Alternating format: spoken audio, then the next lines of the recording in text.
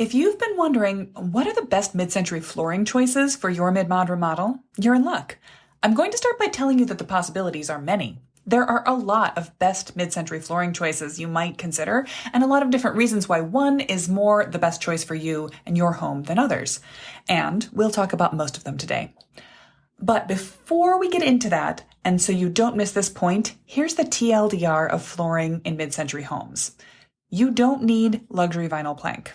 LVP, or LVT as it is also called, luxury vinyl tile.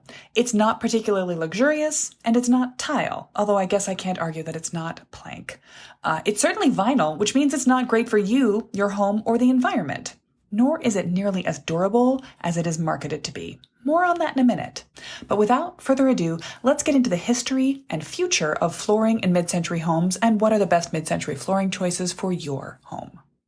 Hey there, welcome back to Mid-Mod Remodel. This is the show about updating MCM homes, helping you match a mid-century home to your modern life. I'm your host, Della Hansman, architect and mid-century ranch enthusiast. You're listening to episode 1702.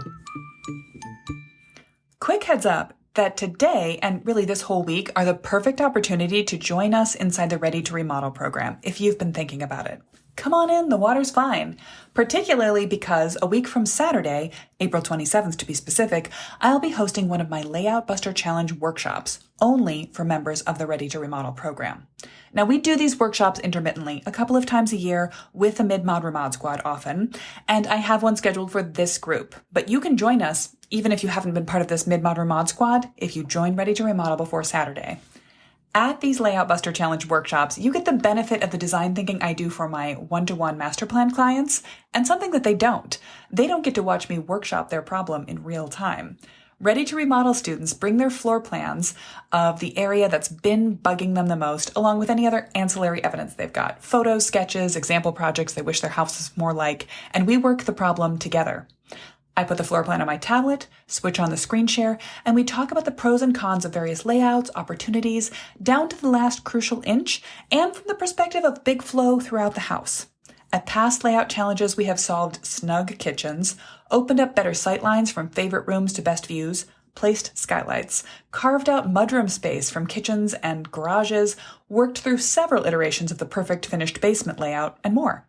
It's surprisingly helpful to watch other people's challenges workshopped and intensely satisfying to see your own challenges blown out of the water. Now, I'm not going to say satisfaction guaranteed, but we haven't had a bad result in 4 years of doing these.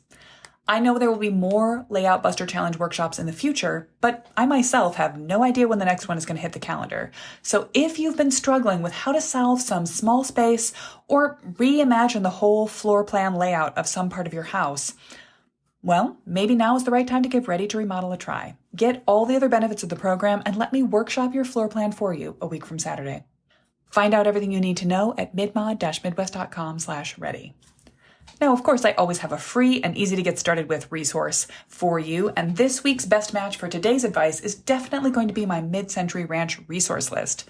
Among many other resources on the list of product suppliers, mid-century homeowners doing their houses right and documenting the process for your viewing delectation, reading lists of history, theory, even handy how-to advice, you will find my list of favorite mid-century tile suppliers. And tile is definitely one of the flooring types I'm going to talk about today.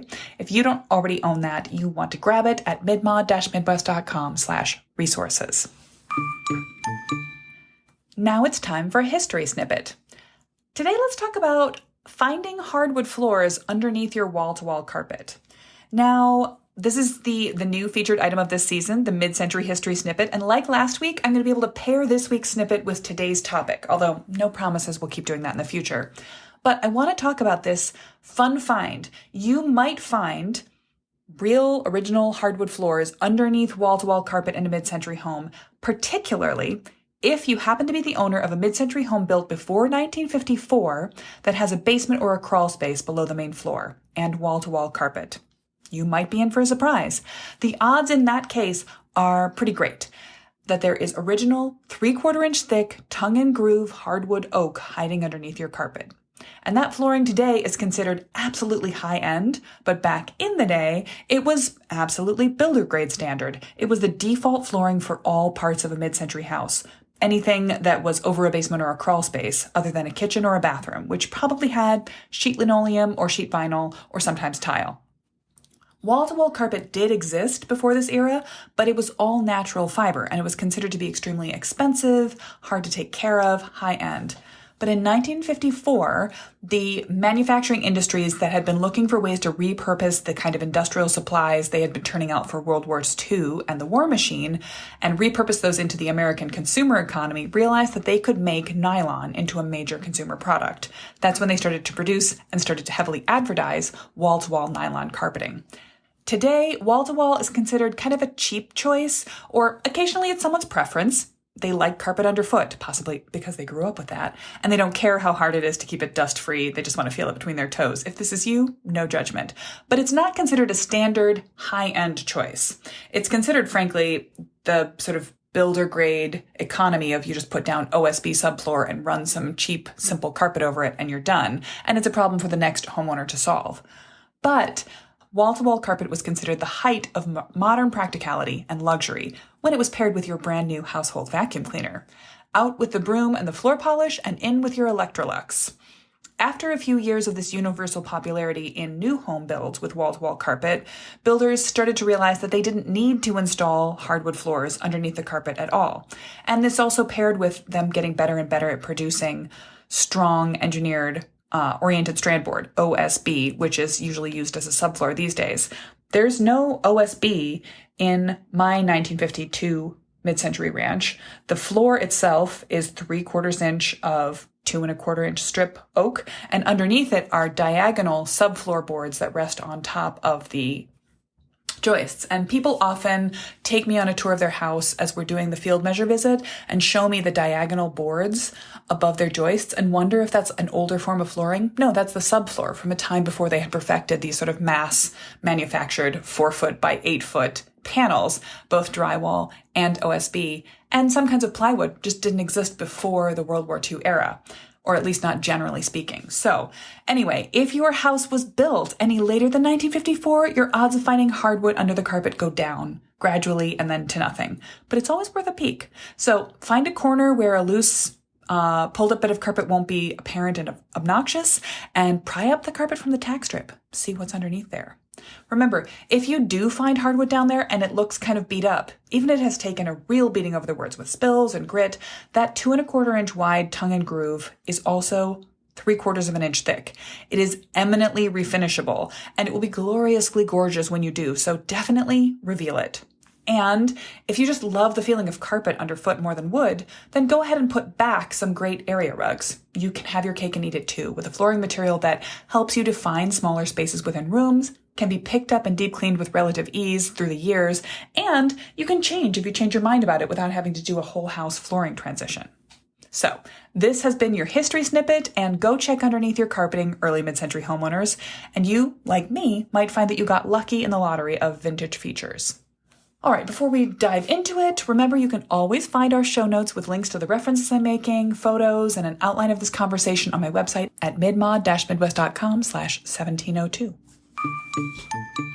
This season's episodes are all going to be based on listener questions. And our question this week comes from Ben, who lives in a 1967 ranch duplex that needs some updates. It's got 1,100 square feet with great south windows. Fantastic. I love this for you, Ben. But here's his problem. And I quote, "I have choice overload on my floors, which are currently old linoleum and cheap LVP over original tile. I'm hoping there is a good LVP type strategy that keeps a classic look, but I can't make a call on exactly what this is." Okay, a couple of things here. First, I get questions like this all the time, so I'm really happy to dig into flooring details today. Let's talk about the best mid-century flooring options out there, and I will hit on a couple of variations, because again, best mid-century flooring has some variability. For example, I was asked a really great question that's related to this one about the order of operations. When is the right time to redo flooring in relationship to other projects that might change your layout, for example? And we'll talk about that later in the episode. But two, if you, like Ben, feel like you're really getting choice overload when you try to look for the best mid-century flooring and you're like, there is everything, what could I possibly know? My answer is don't panic, because I'll give you some clear pros and cons among the flooring types and remind you to filter those options through the lens of a quick and easy master plan process. You can do it in your head in 5 minutes. I don't mean you have to spend months crafting a whole house master plan, but you can rule out most of them in most situations based on your preferences, your situation, your budget, your timeline, and what you like. And the third point, which perhaps I should have said first, I'm so glad, Ben, that you've asked it about an alternative to LVP. LVP, remember, is luxury vinyl plank, often also called luxury vinyl tile, even when it doesn't look like tile. And excuse me while I do a quick rant about why luxury vinyl plank sucks. You can't stop me, I'm going to. No offense to you, Ben, for asking about an LVP-like strategy, though. I get you. You're looking for something that is easy to install, attractive, durable, popular, pleasant, all of the things that LVP is described and sold as being. But you're also absolutely right to feel like something is off about that product because it is not all it is cracked up to be. As a designer, I have a number of bones to pick with this material. First, I hate it aesthetically. It looks fake and cheap. Always. It is typically produced by printing a picture of a real material onto a surface and then laminating over it. No. And the shape of LVP is nearly always the same. The planks, and you can hear my air quotes on plank, are 5 to 8 inches wide and about 3 to 4 inches long. Much different from a classic, for example, as we were just talking about, the oak floor you would find in an original mid-century ranch from the early 50s. That's always going to have longer and narrower boards. So that wider and shorter board it's not really the same as any other mid-century floor material. It's always going to seem specifically weird to anyone who's paying attention, and then even to someone who's not really looking closely, it's going to feel a little uncanny, a little off. Plus, let's leave aesthetics aside for a minute and talk about how it's bad for you and it's bad for the environment. There's an area in Louisiana where a lot of vinyl is produced known as Cancer Alley. It is home to many of the chemical manufacturing plants that produce vinyl, and 91% of the residents in that area report health problems linked to chemical exposure. People who work around it and people who just live near the places where it is produced. That's terrifying. People who work in hospitals, yes, hospitals, with vinyl flooring, that's all of them these days, that's harshly cleaned with the chemicals specifically for vinyl flooring, are reporting shockingly high rates of occupational asthma. I think of vinyl as basically the asbestos of our modern era. Now, similarly to the mid-century moderns, we pay attention to the good things about this product and ignore the health risks for the sake of convenience and because of capitalistic advertising. Unlike asbestos, a lot of the worst things that vinyl does to our bodies are in the early off-gassing phase, which can last a long time but starts most and then slowly tapers, whereas asbestos will be dangerous to you anytime it's disturbed. But honestly, that makes it a real lose-lose trade-off for you, the owner of a mid-century home, because you might have the owner's original asbestos to deal with as a potential health hazard, and you're being advised by people now to install polyvinyl chloride in your house to slowly release dioxins and phthalates at you right now. The worst of both worlds. Plastics are especially likely to off-gas when they're exposed to sunlight. So this is something, are you going to keep the sun off of all of your floors forever? When we're looking for the best mid-century flooring materials, this is not it. Okay, so it looks cheap and it hurts you, but at least it's durable, right? Not so much. The surface of LVP is waterproof and durable, but just like wrapping your house in vinyl siding, this is creating a layer that is difficult for water to move through, that can prevent water from getting into it, yes, but water moves through systems. In your house, sometimes there will be a big spill. It will get in through the cracks in the space. It will get in around the edge. Humidity will gather. Water that leaks through those gaps will soak into the underlayers of the engineered material, usually cork, and get into the subfloor, OSB, and not be able to evaporate back out. So humidity can build up underneath it, spills can build up underneath it, and it's just sealing in potential problems that won't be obvious until they are big problems. You can rat out your entire subfloor before you even realize that something is going wrong if you have a slow leak that's getting underneath a sealed surface like LVP. Plus, the finish that's supposedly so durable is just skin deep. It's a picture. So if you gouge or scratch it, there's nothing to refinish or repair. You'll need replacement boards of the same finish that are ideally worn and faded the same amount, and you'll have to disassemble the whole floor to get one back into the place in the matrix where it will fit. Is there anything I can say about LVP that's good? Well, I guess it's pretty easy to install, but so are a lot of other engineered floors like click-lock, wood, or cork, and they have far fewer health and aesthetic issues. So, Deep breath. I don't want to rant for too long about this because we're talking about positives, not negatives today, but hopefully I've persuaded you to say no thanks and walk away from anyone who wants to tell you that LVP is the best mid-century flooring material. It is not. It shouldn't really be the best choice for any part of a mid-century home update. Now, let's talk about what is a good material. Different types of flooring materials you might use in a mid-century remodel. First, and probably most vintagely appropriate, especially in a Midwestern house, is wood. And we've got hardwood and engineered wood, the baseline builder grade material that is actually also really beautiful and gorgeous and lovely in its original form. Like so many of the mid-century materials is oak hardwood floor. The 2 1/4 inch strip, you can still get it today, although is by no means as available, is going to be the most vintage appropriate floor for any part of a house that's in a social bedroom hallway space that isn't on a slab. You can install hardwood over a slab, but in that case, I would go with a different type of material. Again, because of moisture and thermal and temperature control issues. But there's also the option of an engineered floor. Now, this is practical, easy to install, much better than LVP. It's not my favorite because it has that same proportion issue where the boards are always going to be wider and shorter than original wood, but it's a much better choice aesthetically and durationally. It can't be refinished as often as solid hardwood, but it can be refinished usually once or sometimes twice if you're careful. So it has some benefits that way. And again, it's a real thin material. It's a real material, however thin. So if you ding it or scratch it or spill something on it that stains, you can deal with that part of it without having to replace the whole material. It has some depth to it, literally. So it's not as thick as it actually installs though. It's got a wood layer on top and then underneath probably some sort of cork to give it a little bit of give and protect it from crushing. And then probably some sort of hardboard material below that, or sometimes it goes in a different order. It's an engineered material. If you're going to be putting cork into some part of your floor though, I would say, why not just go with a cork floor? I love cork as a foot-friendly material. A lot of people with pets and kids are afraid of cork because they're afraid it's going to just be too vulnerable to wear and tear. But there are mid-century installed cork floors that are still going strong.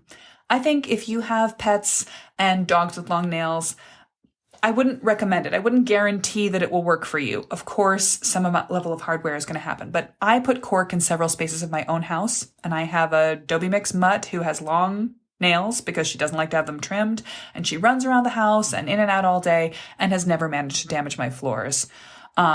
So far, so good. So I also think they can be really comfortable, and I enjoy them. They're more affordable than actual hardwood floors. And if you're going to choose between an engineered wood floor and an engineered cork floor, I would always choose the engineered cork because it's closer to the original mid-century version of itself than wood is. So if you take an engineered wood floor and compare it side by side to an original mid-century wood floor, it's going to look quite different. But an engineered click-lock cork floor doesn't look that aesthetically different from the mid-century version, which would have been a roll-out solid surface cork. And also because if you happen, again, pros and cons, if you happen to have any original mid-century hardwood left in your house, sometimes it's too problematic to try to match a new material to that. Even if you're going to a new supplier to get the same kind of 2 1/4 inch strip, it might be hard to get the grain density, the stain color, just the exact tonal match right. So you can say, I'm going to make a distinction. We're going to keep the authentic original mid-century hardwood and then do something next to it that coordinates but does not try to match it. All of these engineered options are also very DIY-able. You can self-install them. If you want to self-install a hardwood floor, more power to you, but that is not a beginner level DIY project, certainly. Before I skip off of the engineered floors, bamboo is an option. You'll see sold the same way. It comes in the same kind of planks, the same kind of click-lock install.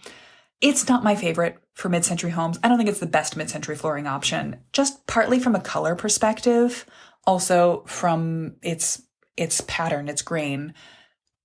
Maybe if you were going for a sort of a Scandi modern version of mid-century, it might feel like the right choice, but in general, I would just steer clear of that. I would always choose a wood or a cork over that.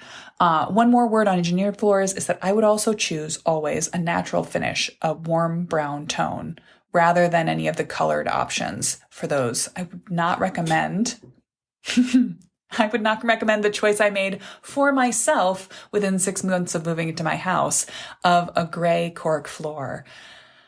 I love the color gray, and I will probably love the color gray to my grave, but it is a trendy color, and therefore it will already read to me and to other people as slightly on the nose and about to go out of fashion. And it's a choice that I wouldn't have made if I had stopped and taken the time to do a master plan process. So there's me telling on myself for your benefit. What I told my sister to do when she several years later tackled putting cork floor into her basement over a nice subfloor, which is, by the way, for people finishing a basement, a light elevated subfloor with a click lock engineered cork floor is one of my favorite DIY-able and yet wonderfully durable, cost-effective, looks nice finish options for a basement floor. Gives you a little bit of foot friendliness, a little bit of that squish that's easy on your knees, a little bit of insulation, not a whole lot, but without losing too much headroom by raising up the floor height. It's a great compromise. But I told her to go with colored cork, not gray, and she and I both agree it's the best decision. Wish I'd made that choice for myself. All right, so much for the wood and cork type of things. What do you do if you're putting flooring over a slab? Well, depending on what's underneath, you might think about something pretty hefty. If you are really going onto a concrete floor, you could think about a terrazzo, or even just polishing the concrete, especially in high-use places like laundry rooms, kitchens, entry halls. I love terrazzo for mid-century houses. If you live in California or in Florida where you're building right on a slab, this can be an excellent choice for you. If you're working in a basement, particularly a walkout basement that has a high finish quality, having a new terrazzo floor installed, choosing the beautiful embedded rocks you want to put into it, finding the matrix color and having it all polished, it is stunning. But of course, that takes a more sturdy floor support system than most mid-century upper floor houses have, even with their very nice, durable, old growth joists. So what can you do if you want a terrazzo look, but you're in a kitchen over a basement? Well, you could think about terrazzo style tile. Some of these are more an aesthetic copy, and some of them are, terrazzo made large and cut into tile formats. You can set them with interesting contrasting borders or very close together with little metal borders, which I love as a really snappy, snazzy look that pulls back a metal choice that you want to make elsewhere in the house. Terrazzo and all the tile choices you might make for a kitchen or a bedroom or other hard-wearing space aren't as foot-friendly, as comfortable to stand on, but they are excellent for high-traffic areas. They're very cleanable. They're basically indestructible. They do not take or show grease stains. They do not embed anything that gets spilled or any kind of child or pet effluent that might happen. So if you know that you want that impermeability, but you don't like standing on cold terrazzo, you could just throw it on compression mats at the sink and the stove, or area rugs away from the kitchen, wherever you'd like them. This is a beautiful, great, best mid-century flooring choice for certain circumstances that is extremely durable. And again, as we're thinking about what is your long-term choice, you absolutely want to think about how to put tile into your home in some place. If it pleases you, it's a wonderful place to really express yourself. So we can go from terrazzo to any other tile type, particularly if you're working with an odd shaped space. You might not want to do a large format tile because there'll be some place where this dimension of the tile runs up against an edge and has to be cut. That can be concealed with a smaller format tile. And this is often why mid-century bathrooms have that very small 1x1, 2x2 patterns sometimes, or just an array of 1x1 squares or even smaller ones, because it is very friendly to the sort of odd small shapes and you don't have to do as much cutting. You can just place around the corners. I can't possibly get into all the various types of tile that are out there, but do think about, when you're thinking about tile for a flooring, how slick and slippery it might be, particularly in places like bathrooms or kitchens where it might occasionally be wet. You want to make sure that it is recommended as a flooring material, and you might even want to get samples and test it. Of course, you want to get samples of everything and test it all, don't you? Because you're a good mid-mod remodeler? Okay, I knew you were. One more thing about hard surfaces. If you have concrete that you're thinking about, how do I cover this concrete with a proper mid-century surface? Well, concrete also falls on the list of best mid-century flooring types. You can have it polished or painted, or you can't stain it after the fact. Well, you can acid etch it. If you're doing new concrete flooring, You can have color embedded right into it. It is durable. It is permanent. You can get it with in-floor heat, again, if you're building new. Frank Lloyd Wright loved a red painted or stained concrete floor as a finished floor. It was inexpensive and classy, and you could put carpets over it all day long. Vintage laminate flooring. Well, it's perfectly authentic to do a roll down laminate. Might be vinyl or might have been linoleum back in the mid-century day. These are not most people's favorite options, but if you're looking for a particular type of more historically accurate, sort of more vintage style, less mod, mid-century modern, mid-century vintage, perhaps mid-century traditional, you can absolutely consider the vintage laminate option. Now, the product that was originally sold as linoleum, these days you're going to find it more often sold as marmoleum. And I personally love to source my marmoleum from Green Building Supply, which is a family-run business in Iowa. They're really fun and nice, and they send you samples, and they're great communicators. But you can do all sorts of fun colors and patterns with this. You can do a rollout. You can do an engineered click lock version. I wouldn't do it in planks, though. I would do it in squares. And if you're going to do that, you can play around with a checkerboard pattern. One note about high contrast checkerboard patterns.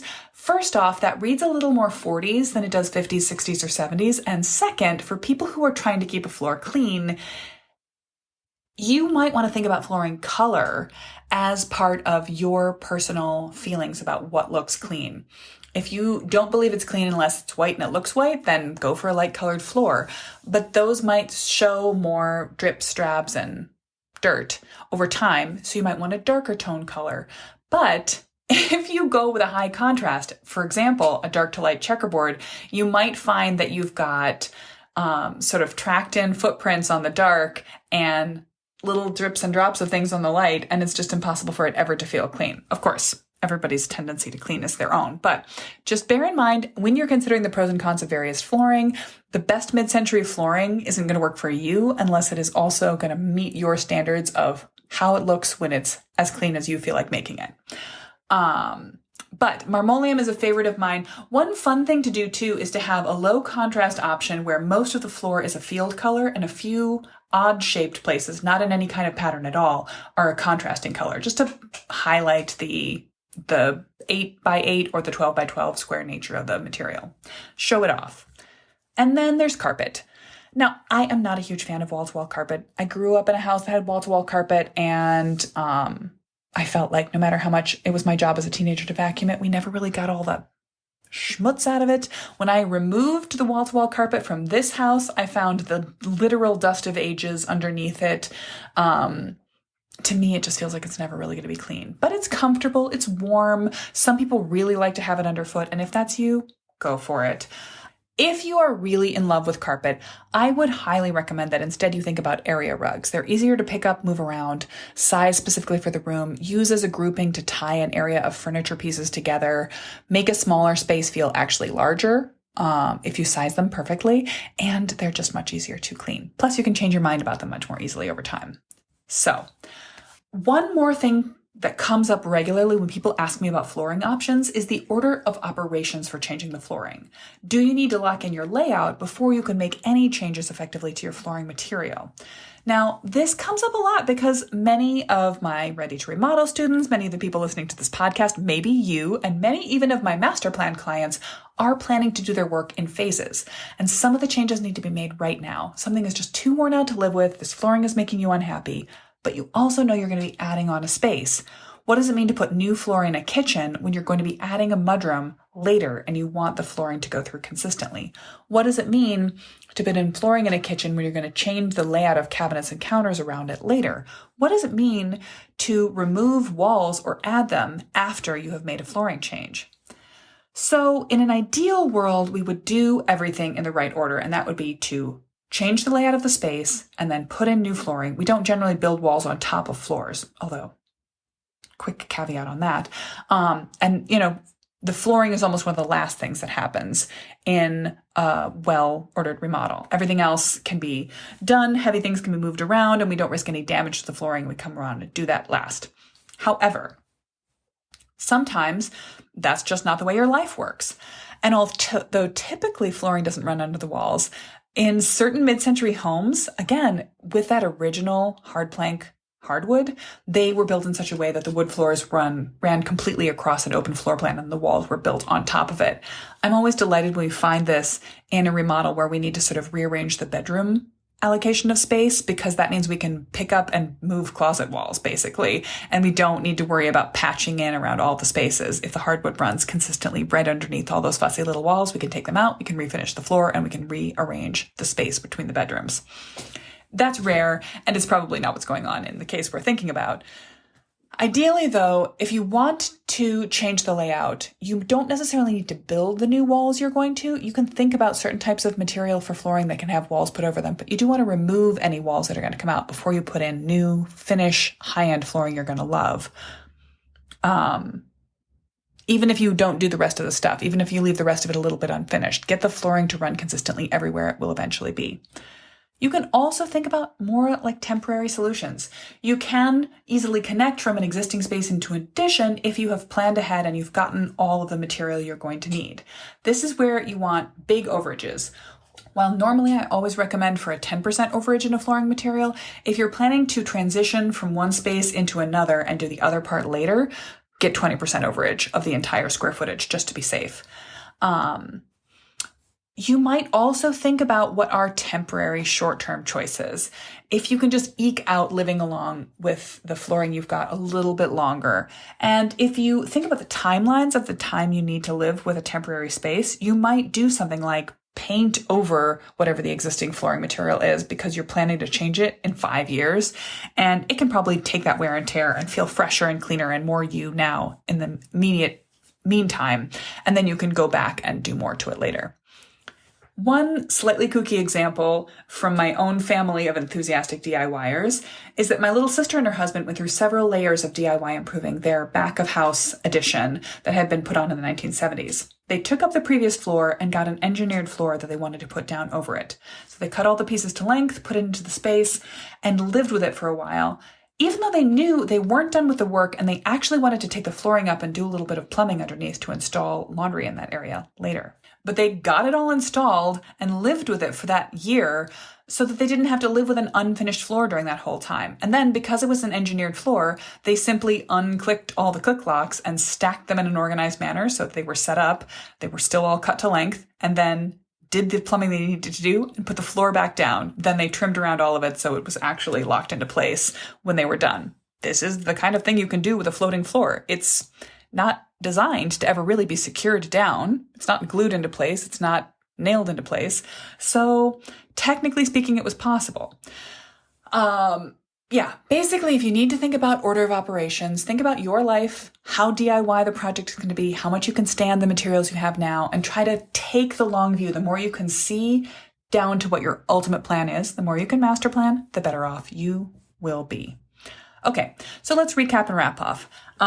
Luxury vinyl plank sucks. Please don't use it. It's bad for you, bad for the environment, bad for the value of your house, and it's not as durable as it is marketed to be anyway. There are many great options that you can think about for a best mid-century flooring. None of them are really the best. They all have their pros and cons, but wood, original hardwood, if you've got it, preserve it, love it, take care of it. If you choose, it's probably the most authentic thing you can put into a new area or to replace is to have someone reinstall the type of original hardwood there would have been in a mid-century house, which is 2¼ inch wide oak plank. You can also think about wood engineered floors. I think it's a not ideal option, but it works.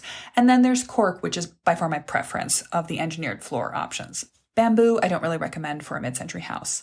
If you want a harder, more durable surface, terrazzo or polished concrete are basically impermeable, but you can also go with tile and even a terrazzo format tile that will really have the look without the complexity and the weight-bearing nature of tile.